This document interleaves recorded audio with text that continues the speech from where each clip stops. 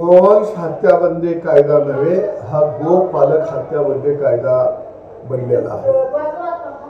आज शेतकऱ्यांच्या समोर भाकड गाय, मस्टॅट झालेल्या गाय, कमी दूध देणाऱ्या जर्सी गाय, या जर्सी गायींचं होस्टन गायीचं नेमकं करायचं काय हा प्रश्न पडलेला आहे। दोन गायी जर दुधाळ असल्या आणि त्याच्यामध्ये एक गाय जर भाकड निघाली तर ती शेतकऱ्याला सांभाळणं परवडत नाही।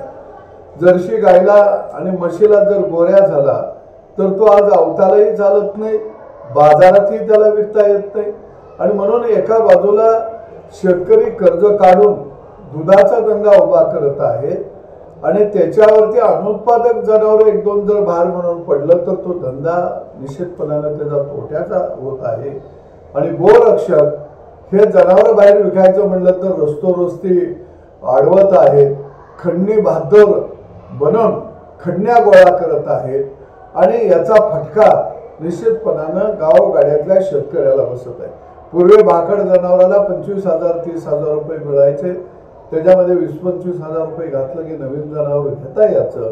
परंतु या गोरख रक्षकांच्या गोरख धंद्यामुळे आज संपूर्ण शेतकरी संकटात सापडलेला आहे। गोरक्षक हे नाही, हे गोभक्षक सगळे झालेले आहेत। आणि म्हणून आता शेतकऱ्याला पर्यायाने लढा देण्याशिवाय आम्ही नांगराचा फाळ हातामध्ये घेऊन या गोरक्षकांचा आता बंदोबस्त करणार आहोत, कारण ही लढाई शेतकऱ्याच्या अस्तित्वाची आहे, शेतकऱ्याच्या घामाची आहे।